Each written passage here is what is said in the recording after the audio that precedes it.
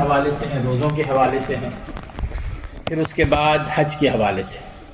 تو میں نے وہ ان کو رکھا ہوا ہے ابھی، جب رمضان کے حوالے سے پھر اس پر گفتگو ہوگی رمضان میں، اور حج کے حوالے سے بھی اس پر تفصیلی گفتگو انشاءاللہ تعالی حج کے موقع پر کی جائے گی. اس کے بعد کی آیات ہیں یہ کہ جس میں اللہ تبارک تعالیٰ کا ارشاد گرامی ہے، یا ایھا الذین آمنوا ادخلوا فی السلم کافہ، اے ایمان والو اسلام میں پورے کے پورے داخل ہو جاؤ. ولا تتبعوا خطوات الشیطان، اور شیطان کے نقش قدم پر نہ چلو. انہ لکم عدو مبین، بے شک شیطان تمہارا کھلا دشمن ہے.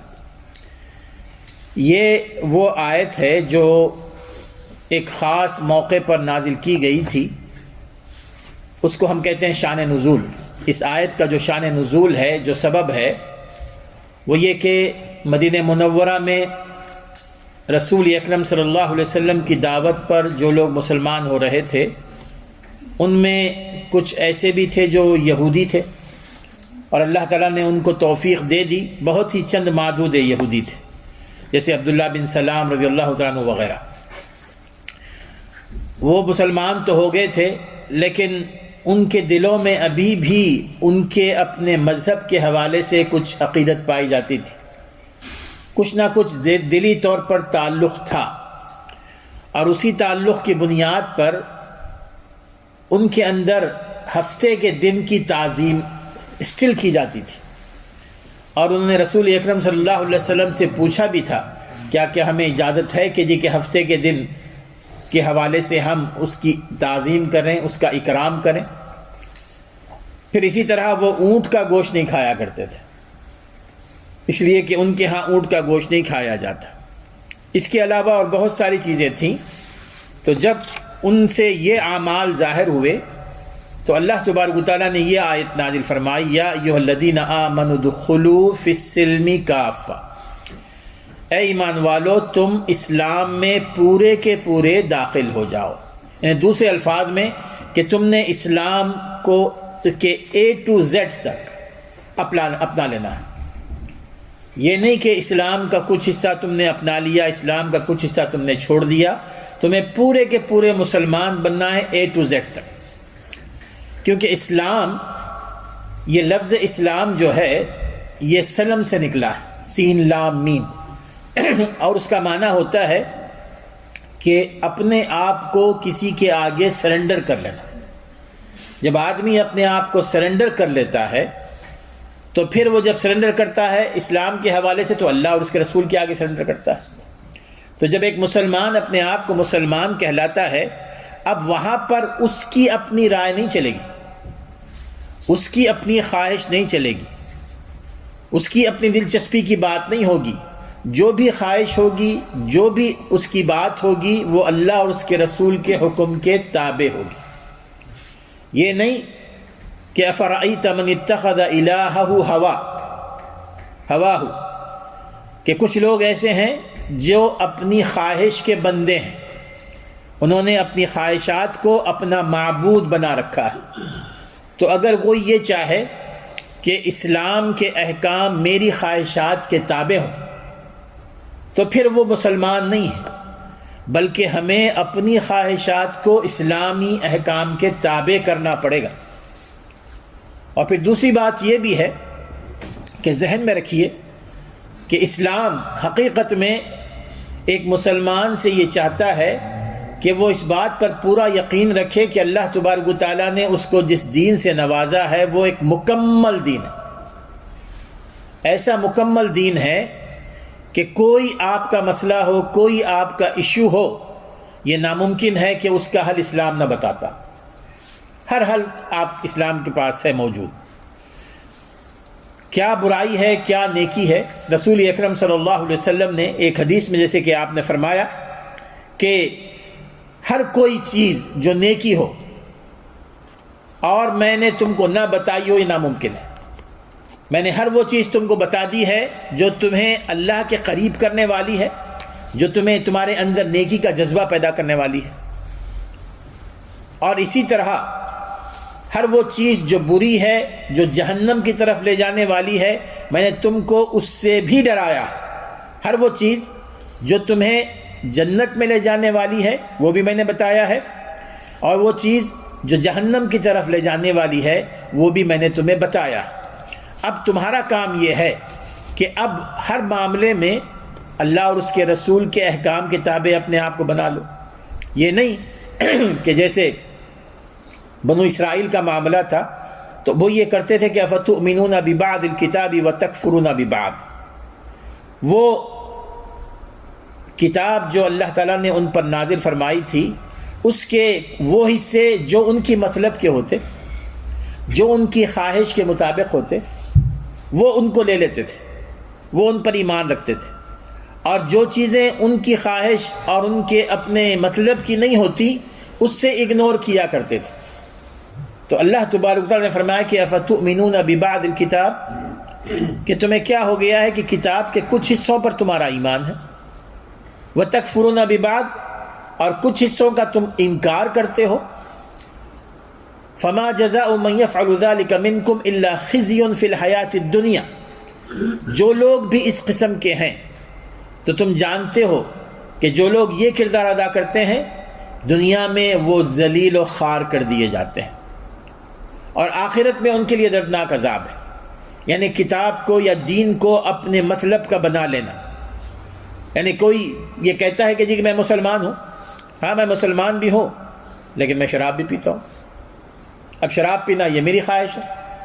مسلمان بھی ہوں، میں جوا بھی کھیلتا ہوں، مسلمان بھی ہوں، میں کرسمس بھی مناتا ہوں، مسلمان بھی ہوں لیکن میں فلاں غلط کام بھی کرتا ہوں، یہ اس لیے کہ میری خواہش اور یہ میرا اپنا پرسنل معاملہ ہے، آپ اس میں نہ بولیں۔ تو میرے دوستو وہ اسلام نہیں ہے۔ اسلام یہ ہے کہ آپ نے اسلام میں نہ کوئی چیز اسلام سے علیحدہ کرنی ہے اور نہ ہی اس کے اندر کوئی داخل کرنا ہے۔ ایک یعنی سکہ بند چیز ہے ابھی یہ، اس میں نہ آپ اس میں جو چیزیں ہیں جو احکام ہیں ان کو الگ نہیں کر سکتے اور نہ ہی اس میں کچھ داخل کر سکتے ہیں۔ الگ کرنے کا معنی یہ ہے کہ کچھ لوگ ہوتے ہیں، دیکھیے جی کہ اسلام کو ہم نے مسجد تک محدود رکھنا ہے، باقی ہم تجارت کیسے کرتے ہیں، معاملات کیسے کرتے ہیں، ڈیلنگ کیسے کرتے ہیں، ہمارے اخلاق کیسے ہیں، آپ کو اس سے کوئی پرواہ نہیں ہونی چاہیے۔ ہم مسجد میں آ کے نماز پڑھ لیں گے، چندہ دے دیں گے، یہ ہمارا اسلام ہے۔ اور کچھ لوگ وہ اللہ کے حقوق کی ادائیگی تو کرتے ہیں، کہتے ہیں کہ نماز، روزہ، حج، زکوٰۃ یہ کر لیں گے، لیکن جو اللہ کے بندوں کے حقوق ہیں وہ کہتے ہیں کہ جی کہ یہ ہمارا پرسنل معاملہ ہے۔ بندوں کے حقوق میں چاہے بیوی کے حقوق ہوں، شوہر کے حقوق ہوں، پڑوسیوں کے حقوق ہوں، یہ سارے کے سارے حقوق، اس معاملے میں ہماری طرف سے بہت زیادہ کوتاہی ہوتی ہے۔ بعض لوگ تو ماشاءاللہ کہہ دیتے ہیں زبانی طور پر کہ جی کہ ہاں دونوں حقوق ادا کرنے ہیں، لیکن ان کا ایمان نہیں ہوتا اس پہ۔ ان کا ایمان یہ ہوتا ہے کہ جی کہ 5 وقت کی نماز پڑھ لو۔ اب اس کی وجہ سے آپ کو ایسی کئی مثالیں ملیں گی کہ ماشاءاللہ 5 وقت کے نمازی ہوں گے، تہجد گزار ہوں گے، قرآن مجید کی باقاعدہ تلاوت کرتے ہوں گے، آپ کے ساتھ بہت ہی اچھے اخلاق سے ملتے ہوں گے، لیکن ہم جانتے ہیں کہ اپنے گھر میں وہ کتنا ظلم کرتے ہیں اپنی بیویوں پر۔ ایسے کئی لوگ ہیں، ایسی کئی مثالیں ہیں موجود۔ یہ وہ لوگ ہیں جو یہ سمجھتے ہیں کہ جی کہ میں نے اللہ کا حق ادا کر دیا تو یہی اسلام۔ اللہ کے بندوں کا حق ادا کرنا مجھ پر ضروری نہیں ہے، اور اللہ کے بندوں میں والدین بھی آ جاتے ہیں، بیوی بھی آ جاتی ہے، شوہر بھی آ جاتے ہیں، شوہروں پر بھی ظلم ہوتے ہیں۔ اب یہ سارے کے سارے اس وجہ سے ہوتے ہیں کہ ہم نے اسلام کو مختلف ٹکڑوں میں تقسیم کر دیا ہے۔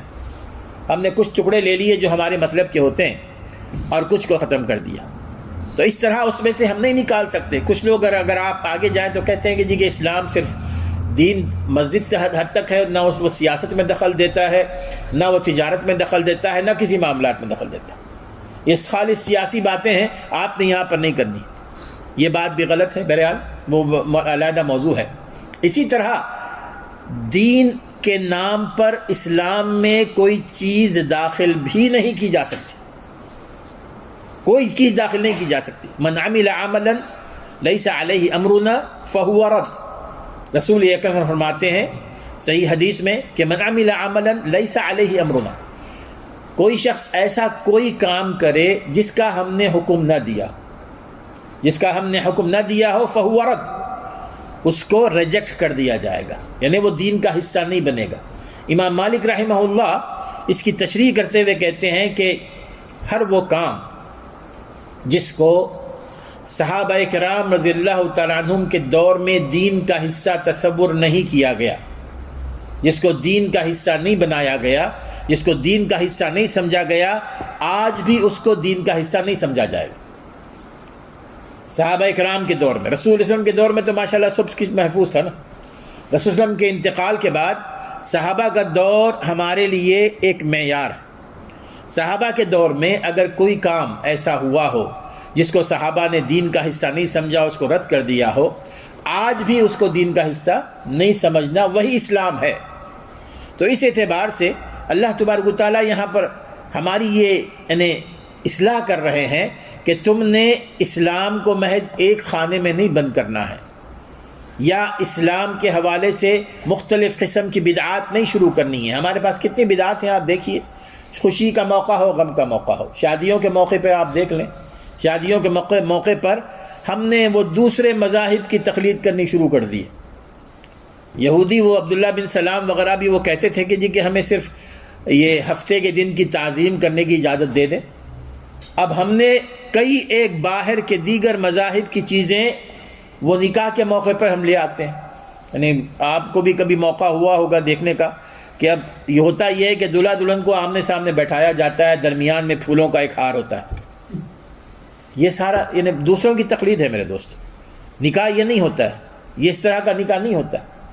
یہ پوری کی پوری ہم کوشش کرتے ہیں کہ دوسروں کی کاپی کر دی جائے۔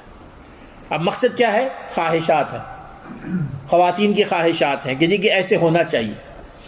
ایک اس میں اسراف ہوتا ہے، دوسرا دوسروں کی تقلید۔ من تشبہ، جو خود شخص بھی کسی اور کی مشابہت کرے گا وہ اس میں سے ہے۔ جو شخص کسی قوم کی، من تشبہ قوما فہو منہم، حضور فرماتے ہیں کہ جو کسی قوم کی شباہت اختیار کرتا ہے وہ اسی میں سے گنا جائے گا۔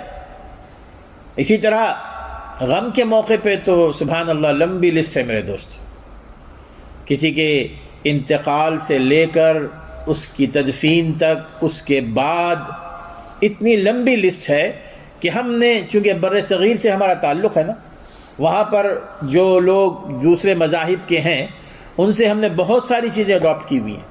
اب یہ کہ نا بہرحال میں کسی پہ تنقید کرنا نہیں چاہتا، جو اس وقت صورتحال میں آپ کو بتا رہا ہوں، 10واں ہو، 30واں ہو، 40واں ہو، برسی ہو، اینیورسری، اب یہ ساری کی ساری چیزیں کہاں سے آئی ہیں؟ یہ ہم نے ان لوگوں سے لی ہیں جو ہمارے باپ دادا جو تھے بر صغیر میں۔ یہ سارے ہندوانہ روایات ہیں، آپ دیکھ لیں ان کی کتابوں میں۔ اب ہمارے پاس نہ قرآن میں ہے، نہ حدیث میں ہے، نہ تابعین نے کیا ہے، نہ تبع تابعین نے کیا ہے، نہ فقہاء نے کیا ہے، نہ ائمہ نے کیا، لیکن ہم نے اس کو اپنے دین کا حصہ بنا لیا۔ قبر پر دیکھیے اذانیں دی جاتی ہیں۔ اب کہتے ہیں کہ اذان دینا تو کیا، اذان تو اچھی بات ہے نا، قبر پر اذان دینا، پھر قبر کو جیسے وہ سنگ مرمر کا بنایا جاتا ہے، عین رسول اکرم صلی اللہ علیہ وسلم کی حدیث کی مخالفت ہوتی ہے کلم کلم۔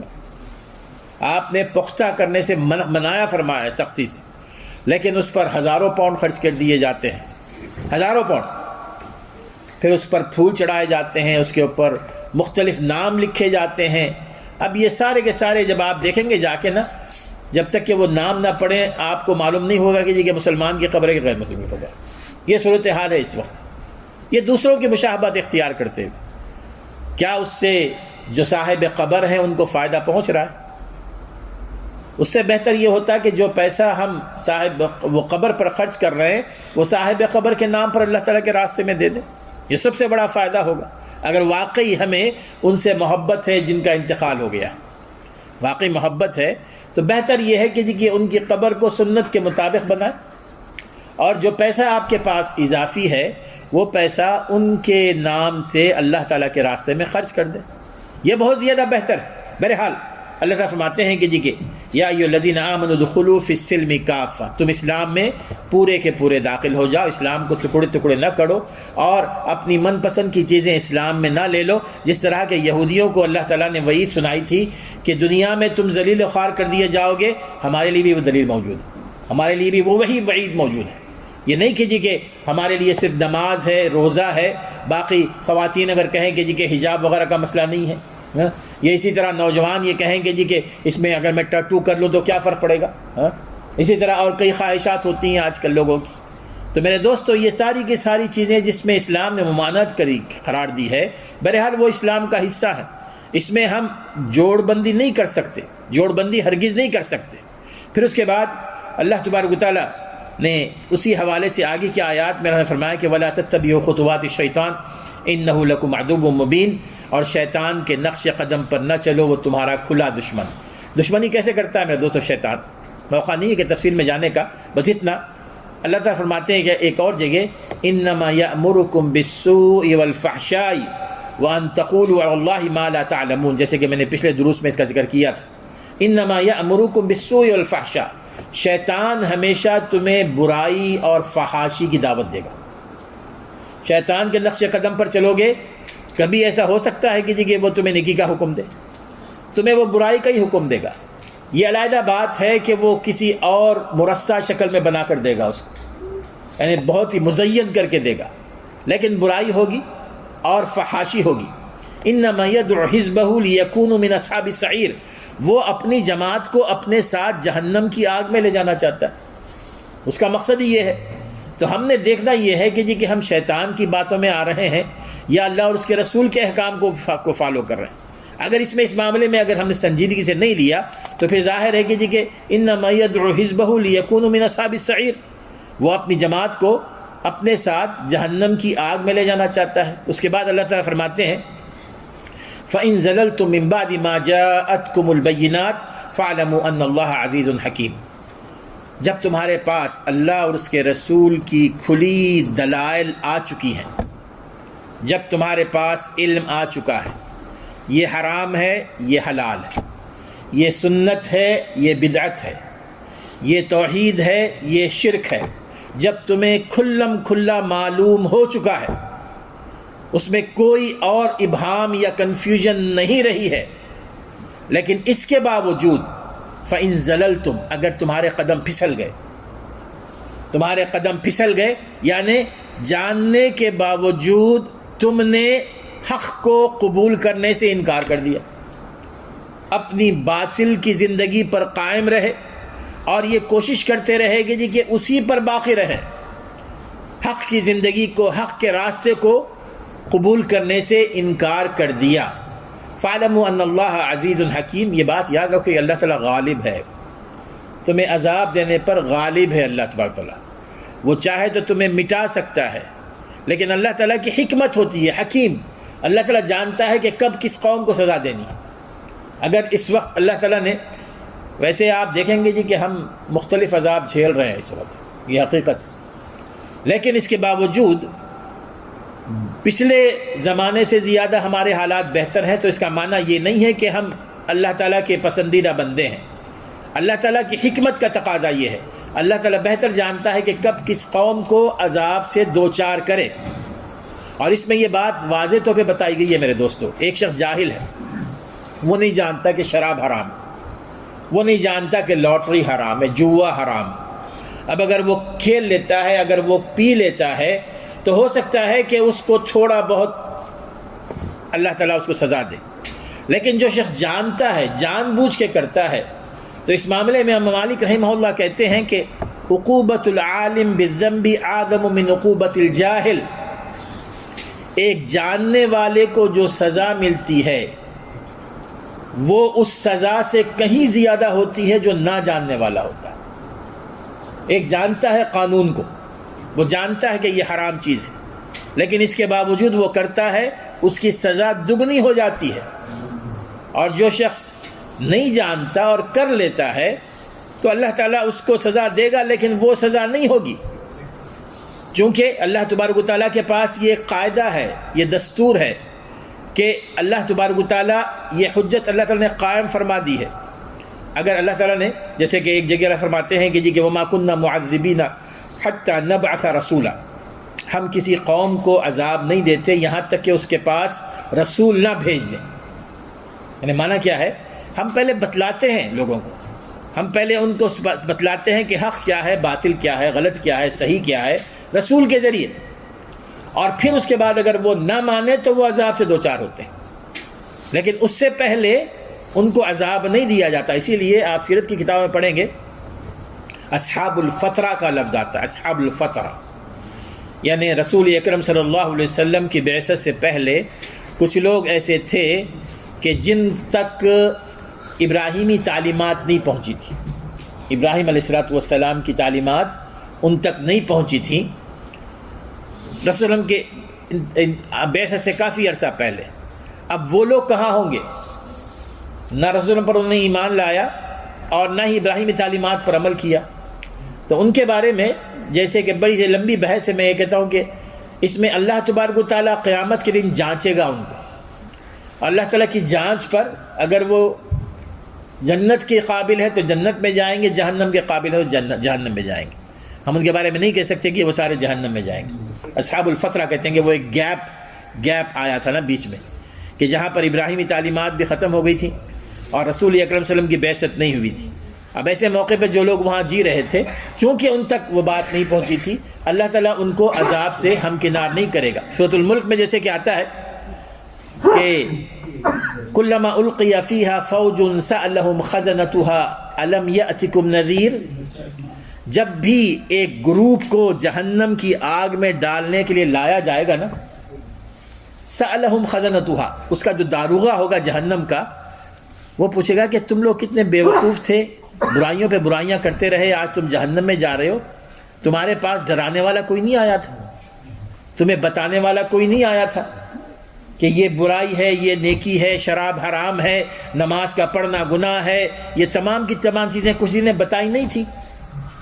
وہ کیا کہیں گے؟ وہ کہیں گے قالوا بلا قد جاءنا نذیر، وہ کہیں گے کہ ہاں جی نذیر تو آیا تھا. ہمیں لوگ بلاتے تھے ہمیں نماز کی طرف، لوگ کہتے تھے کہ جی کہ یہ حرام چیزیں مت کھاؤ، حرام چیزیں نہ کرو، لوگ کہتے تھے، لیکن ہم کیا کرتے تھے؟ فَكَذَّبْنَا وَقُلْنَا مَا نَزَلَ اللَّهُ مِن شَيْءٍ، ہم نے ان کو جھٹلایا تھا. ہم نے وہ کہتے تھے کہ جی کہ آپ کیا باتیں کرتے ہیں، یہ سب چیزیں اسلام میں نہیں، اور کہتے تھے کہ جی کہ اللہ تبارک و تعالیٰ نے یہ ساری چیزیں حرام نہیں کی.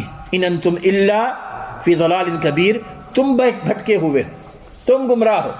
یعنی ان کے جہنم میں جانے سے پہلے داروغہ جو جہنم کا ہوگا وہ اس کی تصدیق بھی کر لے گا کہ ان کو جہنم میں ایسے ہی نہیں بھیجا جا رہا ہے، بلکہ دنیا میں ان کو ڈرایا جاتا رہا، دنیا میں ان کو بتایا جاتا رہا. لیکن اس کے باوجود وہ ٹس سے مس نہیں ہوئے، اپنی زندگی میں مگن ہے. ان کو پتہ ہے کہ حرام چیزیں کیا ہیں، حرام ارننگ کیا ہوتی ہے، حرام مال کیا ہوتا ہے، یہ تمام چیزیں معلوم. لیکن اس کے باوجود وہ ان کے پاس بڑے بہانے ہیں کہ کسی نے آف لائسنس رکھا ہوا ہے، اس کے پاس کچھ بہانے ہوتے ہیں، کسی نے اور کوئی کاروبار رکھا ہے، اس کے پاس کوئی بہانے ہیں. اب یہ جاننے کے باوجود اگر وہ اپنے راستے کو تبدیل نہ کریں تو پھر ان کا جہنم میں وہی ٹھکانہ ہوگا. تو میرے دوستو، اس میں اللہ فرماتے ہیں کہ فَإِن زَلَلْتُم مِّن بَعْدِ مَا جَاءَتْكُمُ الْبَيِّنَاتُ فَاعْلَمُوا أَنَّ اللَّهَ عَزِيزٌ حَكِيمٌ هَلْ يَنظُرُونَ إِلَّا أَن يَأْتِيَهُمُ اللَّهُ فِي ظُلَلٍ مِّنَ الْغَمَامِ وَالْمَلَائِكَةُ وَقُضِيَ الْأَمْرُ وَإِلَى اللَّهِ تُرْجَعُ الْأُمُورُ. یہ آخری آیت ہے.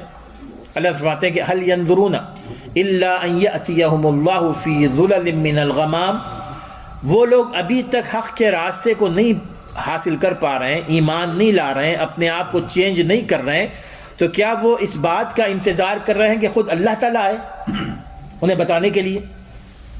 سائبان یعنی بادل کے سائبان کو میں اللہ تعالیٰ خود تشریف لائے، یا فرشتے آ جائیں ان کے پاس اور ان کو بتائیں کہ یہ چیز صحیح ہے، یہ چیز غلط ہے.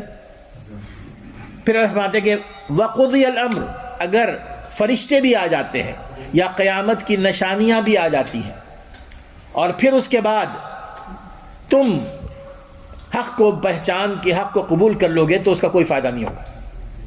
یعنی تم یہ چاہتے ہو جی کہ ہم نہیں اس کا یقین کرتے، اللہ تعالیٰ ہمارے پاس آئے، فرشتے ہمارے پاس آئیں، یا جو قیامت کی نشانیاں بتائی جا رہی ہیں وہ آ جائیں، یا ہمارا آخری وقت آ جائے، اس وقت ہم پہچانیں گے. میرے دوستو، اس میں بھی ٹائمنگ کا بڑا مسئلہ ہوتا ہے. یہ بھی ذہن میں رکھیے کہ بہت سارے ایسے لوگ ہوتے ہیں اللہ تعالیٰ ان کو ہدایت دے، وہ قرآن کی آیات پر، بہت ساری آیات ایسی ہیں جن پر کامل یقین نہیں ہوتا ان کا، مختلف بہانے بناتے ہیں کہ جی کہ یہ بات اس کا مطلب یہ نہیں ہے، اس کا مطلب یہ نہیں ہے۔ احادیث بہت ساری ایسی ہیں جن کا انکار کر دیتے ہیں اور کہتے ہیں کہ جی کہ یہ صحیح حدیث نہیں۔ اب ایسے لوگوں کو یا کیا یہ انتظار کریں گے کہ اللہ تعالیٰ آ کر خود بتائے؟ میرے دوستو یہ بات یاد رکھیے کہ اگر واقعی قیامت کی کوئی نشانیاں آ جائیں یا ان کا آخری وقت آ جائے، اس وقت اگر وہ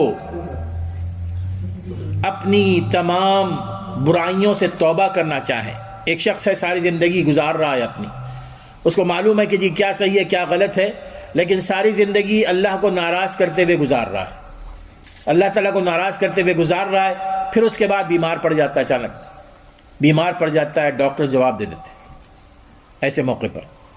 اب اس کے بعد وہ اپنی ساری زندگی کا حساب اور کھاتا کھول کر اللہ تعالیٰ سے اپنے گناہوں کی معافی مانگنے لگے تو وقضی الامر، وہاں تو معاملہ صاف ہو گیا ہے۔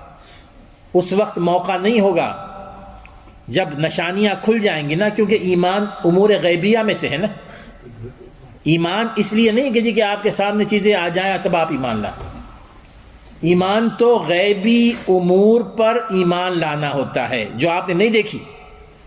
اگر کوئی شخص دیکھ لے ملک الموت کو، دیکھ لے کہ جی کہ موت آ رہی ہے، اور اس کے بعد وہ اللہ تعالیٰ سے توبہ کرے، تو فرعون کا جو حشر ہوا تھا، فرعون کا جو سورہ یونس میں اللہ تعالیٰ جیسے کہ بیان فرماتے ہیں کہ جب فرعون موسیٰ علیہ السلام کے تعاقب میں دوڑا تھا اور اس موقع پر اللہ تعالیٰ نے اس کو غرق کر دیا تھا، جب وہ غرق ہونے لگا تو اس نے کیا کہا؟ حتی اذا ادرکہ الغرق قال آمنت انہ لا الہ الا الذی آمنت بہ بنو اسرائیل، اے اللہ میں ایمان لاتا ہوں اس واحد الہ پر، معبود پر، جس پر بنو اسرائیل ایمان لائیں۔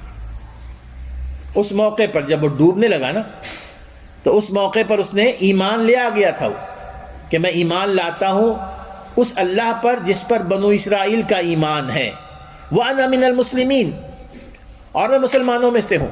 وہ مسلمان تھا۔ بعض لوگوں نے اس پر کافی بحث کی ہے جی کہ فرعون تو مسلمان ہو کے مرا تھا، لیکن اس کا جواب اللہ تعالیٰ نے کیا دیا؟ الآن وقد عصیت قبل وکنت من المفسدین، اب تم کو ایمان یاد آیا ہے، اب تم کو اللہ یاد آیا ہے، جبکہ تم خود اللہ خدا بنے بیٹھے تھے اور دنیا میں فساد پھیلا رہے تھے، تو کیا اس کا ایمان وہاں پہ فائدہ دے گا؟ اس کا کوئی فائدہ نہیں دے گا میرے دوست۔ جب امور غیبی ظاہر ہو جائے نا، اس کے بعد ایمان کوئی فائدہ نہیں دیتا۔ ایمان کی اپنی ٹائمنگ ہے، اور وہ ٹائمنگ یہ ہے کہ جب آپ صحیح سالم ہیں، صحت مند ہیں، ہر ایک چیز آپ کے پاس ہے، با اختیار ہے، تو پھر آپ کو اگر اس موقع پر نیکی کی طرف آپ راغب ہو رہے ہیں، اس میں قربانیاں دے رہے ہیں، تو وہ ایمان ہے نا۔ اور وہ ایمان جس میں آپ کے پاس چوائس ہی نہیں ہے، کہ بندہ جو ہے نا وہ اپنے آپ کو مجبور سمجھتا ہے، مجبور پاتا ہے۔ اب یہ توبہ کے حوالے سے بھی دیکھیے نا، توبہ کے بارے میں جیسے کہ اللہ تبارک و تعالیٰ جیسے کہ بیان فرماتے ہیں کہ انما التوبۃ علی اللہ للذین یعملون السوء بجہالۃ ثم یتوبون من قریب، اللہ تعالیٰ ان لوگوں کی توبہ قبول فرماتے ہیں جو نادانی سے کوئی برا کام کر لیتے ہیں، نادانی میں انسان ہونے کے ناطے ان سے کوئی برا کام ہو جاتا ہے، من قریب۔ یہ توبہ کا ایک صحیح طریقہ میں آپ کو بتا رہا ہوں، جو ہی ہم سے کوئی غلط بات ہو جائے نا، اللہ کے حوالے سے، اللہ کے بندوں کے حوالے سے ہم سے کوئی گناہ ہو جائے، من قریب ہم نے فوری طور پر توبہ کرنا، اس کو ہم نے ٹالنا نہیں ہے کہ رمضان میں کروں گا، عمرے پہ جا رہا ہوں عمرے پہ کر لوں گا، حج پہ کر لوں گا، نہیں۔ آپ کو اس کے لیے خاص طور پر کوئی مخصوص جگہ کی ضرورت نہیں ہے، کچھ مخصوص حالت کی ضرورت نہیں ہے۔ آپ ڈرائیونگ کریں، ڈرائیونگ کرتے ہوئے اللہ تعالیٰ سے توبہ کر سکتے ہیں۔ آپ کسی اور جگہ بیٹھے ہوئے ہیں، آپ اللہ تعالیٰ سے توبہ کریں، اللہ تعالیٰ آپ کی توبہ قبول فرمائے گا۔ یعنی جو ہی ہم سے کوئی غلط کام ہو جائے نا، اسی وقت اللہ تعالیٰ سے اپنے آپ کو عاجز درماندہ بنا کر اللہ تعالیٰ سے اس کے گناہوں کی توبہ کی مغفرت چاہیں، اللہ تعالیٰ قبول فرمانے والا ہے۔ لیکن وہ لوگ وَلَيْسَتِ التَّوْبَةُ لِلَّذِينَ يَعْمَلُونَ السَّيِّئَاتِ حَتَّى إِذَا حَضَرَ أَحَدَهُمُ الْمَوْتُ قَالَ إِنِّي تُبْتُ الْآنَ، اللہ تعالیٰ ان لوگوں کی توبہ قبول نہیں کرتے جو ساری زندگی برائیاں کرتے رہتے ہیں، ساری زندگی برائیاں کرتے رہے، حتی اذا حضر احدهم الموت، یہاں تک کہ جب موت کے سائے ان پر منڈلانے لگے. جیسے میں نے مثال دی نا کہ ڈاکٹر نے جواب دے دیا ہے، ابھی اور کوئی امید نہیں ہے جینے کی، اس موقع پر اگر وہ توبہ کریں گے تو اللہ فرماتے ہیں کہ اس کی توبہ قبول نہیں کی جائے گی، کیونکہ یہ توبہ ایسی ہے جو وہ مجبور ہو کے کر رہا ہے، مجبور ہو کے، اس لیے کہ اس کے پاس کوئی اور چوائس نہیں ہے نا، کوئی اور راستہ نہیں ہے. اس حوالے سے جیسے مثال کے طور پہ کوئی مجبور ہو کر کفر کا اظہار کرتا ہے، یعنی کوئی اس کو زبردستی کرتا ہے اس پر کہ جی کفریہ کلمات کہو، جیسا کہ حضرت صہیب رضی اللہ تعالیٰ عنہ کے حوالے سے بھی آتا ہے، اور اسی طرح ایک اور صحابی ہے ان کے بارے میں بھی آتا ہے کہ ان کو زبردستی کفار نے اللہ اور اس کے رسول کے جناب میں گستاخی کرنے کے اوپر ابھارا، اور وہ مجبور ہو کر انہیں کوئی گستاخیانہ کلمات کہہ دیے تھے، اور اس کے بعد رسول اللہ صلی اللہ علیہ وسلم کے پاس روتے ہوئے آئے تھے. کیا نام تھا ان کا؟ مشہور صحابی ہیں، وہ آئے رسول اللہ علیہ وسلم کے پاس روتے ہوئے، نوجوان صحابی تھے، کہ میری زبان سے آپ کی جناب میں یہ گستاخانہ کلمات نکل گئے، میں اب کیا کروں؟ تو انہوں نے فرمایا کہ تمہارا دل کیا کہتا ہے؟ انہوں نے کہا کہ میرا دل تو مطمئن ہے، وقلبہ مطمئن بالایمان، میرا دل تو مطمئن ہے ایمان سے. تو آپ نے فرمایا کہ آگے بھی اگر تمہیں ستائے تو وہی کہو، آگے بھی اگر تمہیں وہ ستائیں اور مجبور کریں، کیونکہ وہ کفریہ کلمات اگر مجبوری کی حالت میں کہے جائیں تو وہ کفر نہیں ہے، اسی طرح ایمان کے کلمات مجبوری کی حالت میں کہے جائیں تو وہ ایمان نہیں، اس کے ایمان کی کوئی حیثیت نہیں.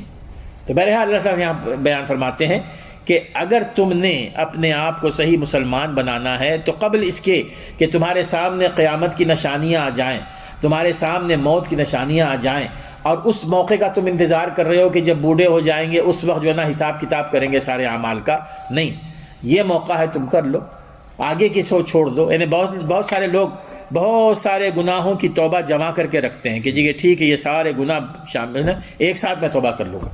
میرا یہ بات بالکل غلط ہے. ہر دن توبہ کیجئے، صبح و شام توبہ کیجئے، اللہ تعالیٰ سے اخلاص کے ساتھ توبہ کیجئے، اللہ تعالیٰ معاف کرنے والے ہیں. اللہ تعالیٰ سے یہ وعدہ کیجئے کہ میں نے دوبارہ اللہ یہ نہیں کرنا، مجھے توفیق دے کہ میں اس گناہ سے اپنے آپ کو بچائے رکھوں، اللہ تعالیٰ اس مدد فرمائے گا. تو اس طرح یہ کام چلے گا انشاءاللہ تعالیٰ. اللہ تعالیٰ ہمیں سمجھنے عمل کرنے کی توفیق عطا فرمائے.